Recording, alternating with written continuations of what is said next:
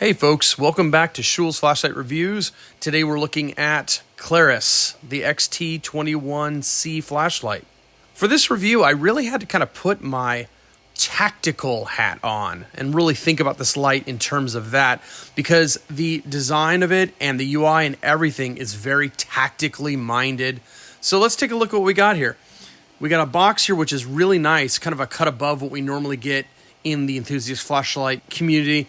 And the only reason I ever mention something like that about the quality of the box, because I don't think it really matters to the light itself, but it matters for gift giving. If you're going to give this as a gift, I think this one is a nice one.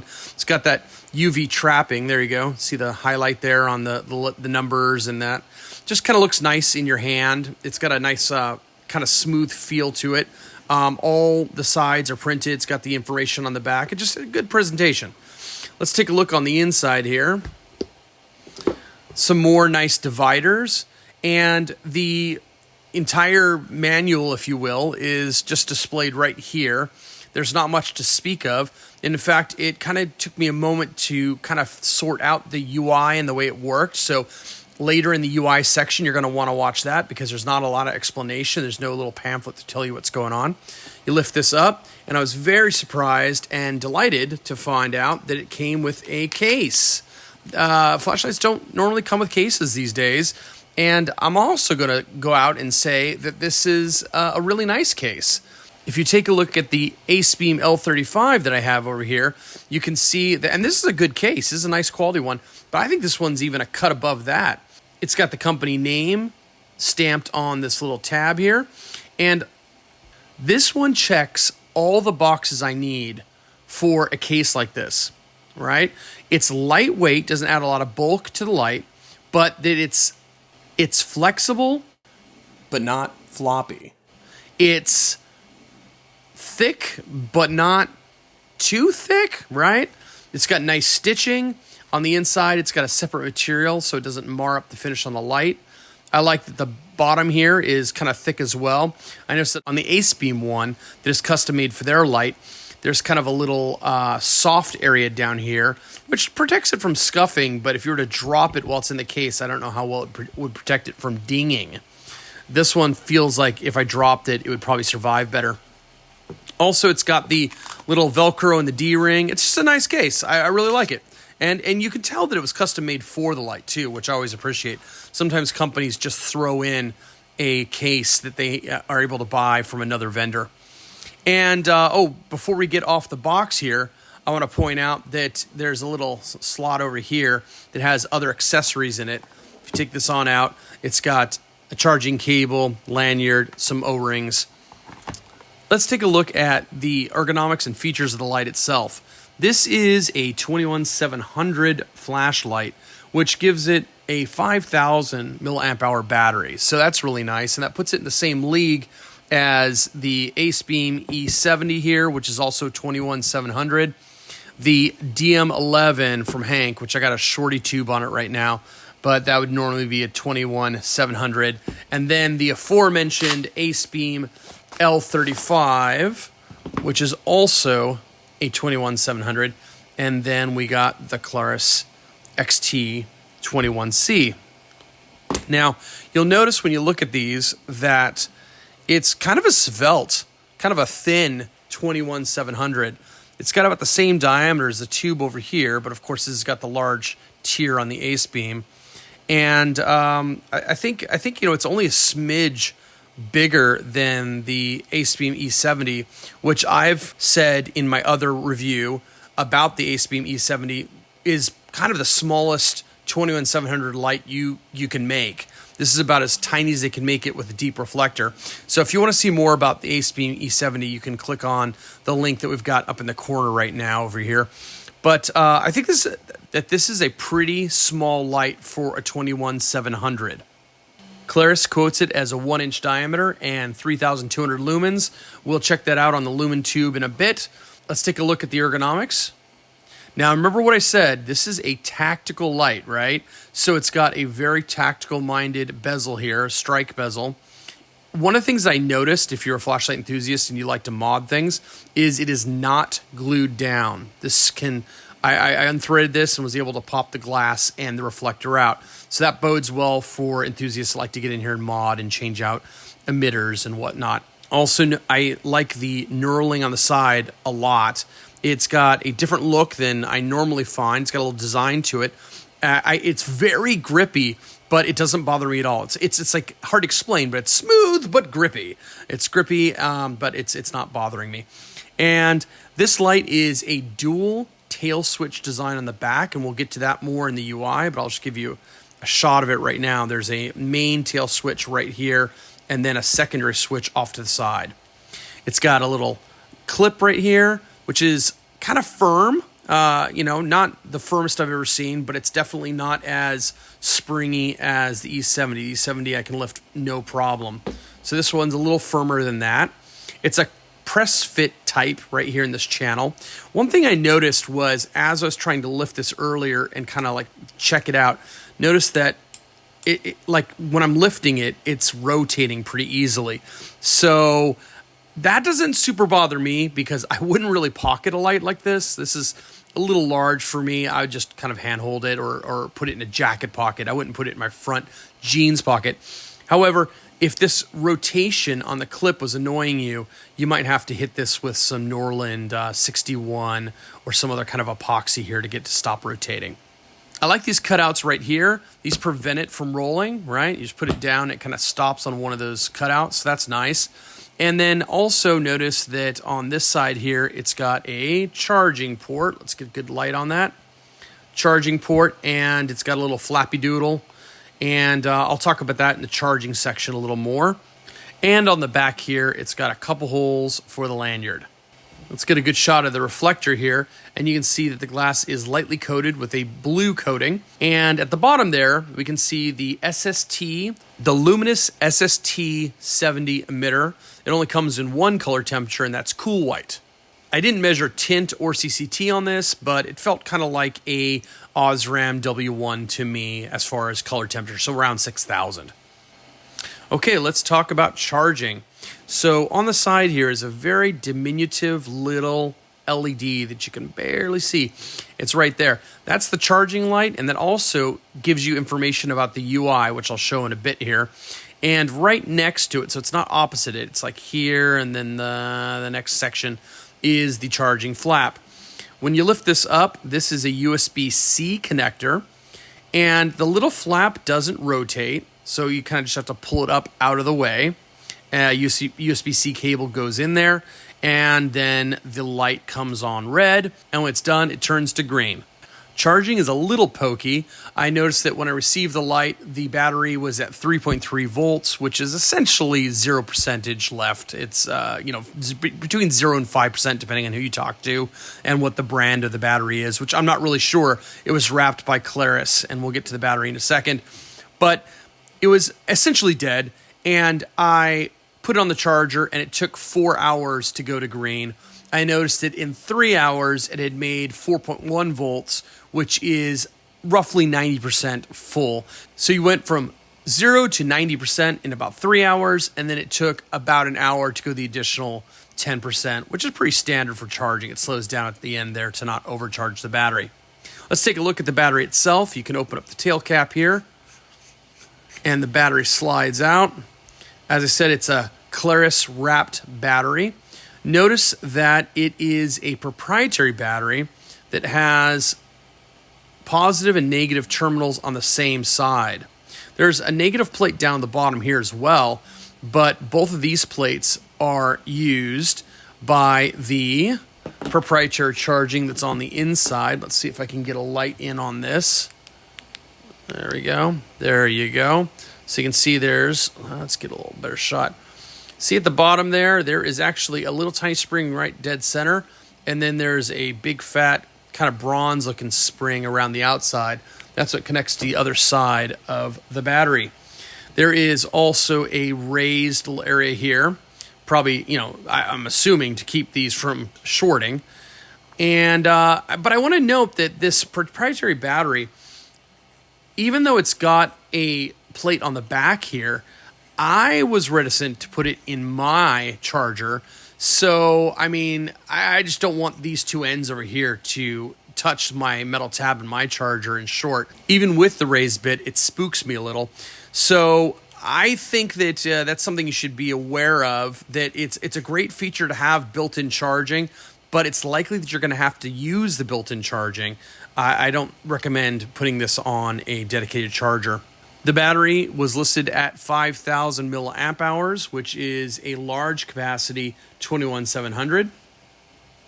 I also want to point out that the tail cap here has kind of shallow threads, not to the point where it's a problem, but they're just little tiny guys. And with the fact that there's a spring at the bottom and double springs at the top, it's one of those things where getting this threaded is kind of difficult. It doesn't always want to thread the first time. I kind of nailed it just then, but I noticed that in my testing, yeah, see, like right there, I kind of bound up a little bit. I was cross-threading it a little. So make sure that you push firmly and kind of gingerly when you go to put it back on. But I guess ultimately, if you're charging the battery in the light, and it's proprietary, so you should do so, then I guess you're not really going to take this end off. So I guess it's kind of a non-issue for people that are going to buy this light. Also note that I did try a 50E battery, a Samsung 50E in here, a flat top, and it did not work. So I'm not saying that other batteries wouldn't work, but the kind of batteries that I hold on to, the Molcell and the Samsung flat tops, weren't working in here. Now let's talk about the UI. And honestly, the UI is probably the most exciting thing about this light. It's different than any other light I've owned. And if you're looking for a tactically minded light, this is a really good choice because of the way it's set up. So on the back here, you've got the tail switches, as I said. Let's take a quick look at them. First off, let me explain that there's actually two UIs.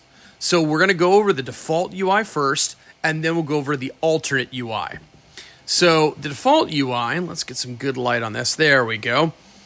You have a kind of clicky, it's a forward clicky, rubbery switch here. So there's a switch inside both a rubbery boot. It's very easy to locate. Your hand goes to the end here and you can find it right away, no problem.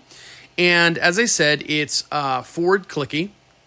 And when you push it, it comes on before it even clicks, right? So it comes on and it's on high, you notice, or turbo in this case. And then if you press harder, it clicks, all right? Okay. Now, once the light is on, then this switch on the side, which is a secondary switch, can be clicked to go through the modes, and they go in descending order. So from high downward. So click to turbo or high, then you press this secondary switch, and it goes to medium 1, let's say, medium 2, and then low. And then when you click it an extra time, it'll go back to high, and then cycle through again. All right, so that's the way the UI works. I love that it's instant click on, instant click off. That's always a favorite. Now, this secondary switch here, if you click it when the light is off, it goes to instant strobe. Okay, so that's a very tactically minded thing. Now, that's a pretty easy, straightforward UI that I just explained. And, if you're looking for something tactical and you want to just, hit something with turbo right away, having a turbo switch is excellent. And then you got that tactical strobe right away. And notice that you can just hold it down and let go. Okay, it's just a hold, let go. That didn't really super appeal to me because I'm the kind of guy that sneaks around, at night trying not to wake the family. So a light going straight to high sounds not like something I'm going to use a lot. Well, then I took a look at the alternate UI. So let's take a look at that really quickly. Now, to get in the alternate UI, you're going to locate that LED indicator right there. And then what you're going to do is you're going to press the secondary button and watch that LED indicator, which will turn red. Okay, so let me kind of turn it this way so I can do a little better. So press, and it's going to be green for a bit, and then you're going to see it change colors. Okay, it goes red, and then when it does, you click that top button like I just did. Now that I've done that, it's switched over to the alternate UI. And in the alternate UI, how it's going to work is like this. Now, the button here still goes to high, okay? But once it's clicked on, the secondary button goes low, medium, medium higher, and then high. So it's reversed the order of the modes. And the secondary switch, when it's off, has now been replaced by a moonlight, a momentary moonlight. Now, here's something that I haven't talked about yet that's kind of cool about this light. If you press and hold the side switch for more than 2 seconds, it stays on. So if you just tap it, it's just moonlight, right? But if you press and hold and then let go, it just stays on. Now, one of the reasons I love that is because now you can click through and go up the modes without hitting that high, right? So imagine that you're trying to not wake people in the house. You can just press and hold, right? And then let's say you say, okay, I need a little more light here. Just tap, you got a little bit more light. Now, remember, if you hit this button at any time, you're gonna go straight to turbo, right? This is like a turbo button. So what if I wanna get out of this? Well, you guessed it, you press and hold for 2 seconds and it goes off. So they have thought of everything. This light will do what you need. And I think it's a kind of clever interface that, depending on what you use and the order you use it in, you can go straight from moonlight to medium or straight from moonlight to turbo or, et cetera, et cetera. I think it's really awesome. Okay, let's take a look at the lumen output here on my Texas Ace lumen tube. Let's start with the turbo. So I'll just get this lined up here. And you can see that I'm hitting about 2,700 lumens. And it's dropping a little bit, not super fast, a little bit. That's kind of normal. I wonder how fast it's going to drop here, though. A lot of lights do drop after about 23 seconds quite a bit. So let's see here. We still haven't dropped too far. I'm looking at my watch. And we're about 30 seconds in, and it's plummeting rapidly. So yeah, you get about 30 seconds of 2,700 lumens. Again, this is rated as 3,200 lumens, but 2,700 is pretty respectable for out the front.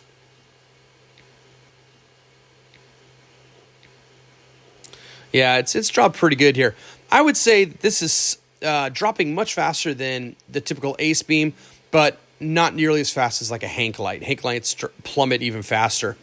All right, now let's see if I can re-engage turbo and get that 20. There you go. So I got 2,000 back. It's dropping real fast again, though. So that's something to be aware of. So once this light heats up, it wants to just kind of, it's actually not even that hot. I mean, it's warm, but I can hold it. I'm kind of surprised it's dropping so fast. Let's see here. Yeah, and it's dropping again. Yeah, once it cools, it'll go back up to 2,700 because I've already played with it. But it's interesting that it drops so fast. Let's take a look at some of the other modes here. So we've got, that's the low here. This is low, not moonlight. And it's 5 lumens. And then the other medium is about 100. I like that. That's a great, I think 5 and 100 are very good spots. Let's hope this next one's around 500. Oh, there it is. Okay, so it's like 430 or so. So that's close to 500. I like the spacing a lot. And then we've got the high, right? Which is, yep, there you go. We're at 2,600 again. So look, it didn't take very long for it to cool down to get back to it. Let's see what the moonlight is. Oh, okay, never mind. So that moonlight that I was calling it is not that low. Let me double check this. Let me double check.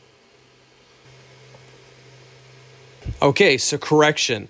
This side switch puts you into low. There isn't a true moonlight. My eyes were deceiving me. So you get 5 lumens. There is not a sublumen mode on this flashlight that I'm finding. So in the alternate UI, when you hit the secondary button there, it just throws you in the lowest mode, which is 5 lumens.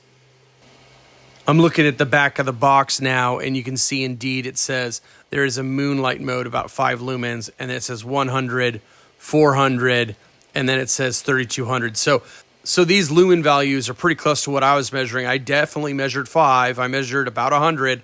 I got a little higher than 400, But then the high, remember, we got about 2,700, which is pretty respectable. I mean, pretty much every manufacturer doesn't nail these numbers. All right, so let's take this light outside and check out its beam shots against some other lights you might know. Okay, we're outside. We're going to take a look at some beam shots. We got the white balance locked at 5,000 K daylight temperature, and we've got the exposure locked as well. Let's remind you that the trees at the end of the street there are 110 meters away, and we're going to start out with the DM11 by Hank, and this is about 1,300 lumens in the B35 AM configuration. That is straight to turbo. You can see we're lighting up those trees in the back there. This is 4,500 K temperature, and it's slightly rosy with its B35 AM emitter. Let's take a look at the E70 by Ace Beam. This is a 4,000 lumen light. I rated it at about 3,800 lumens on my lumen tube, so this is a lumen monster, but it's quite floody. So let's take a look at that. Let's go straight to turbo. And you can see it's kind of illuminating the whole street. It's definitely getting those trees in the back there. And it has good sustain. I really like this flashlight. But I know that the intensity of the Klarus XT21C is higher, so I imagine that it's going to do much better on that tree line.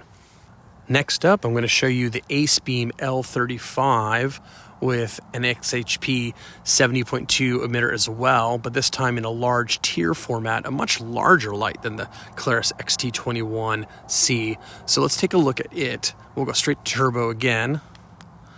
Yeah, that's a really bright light.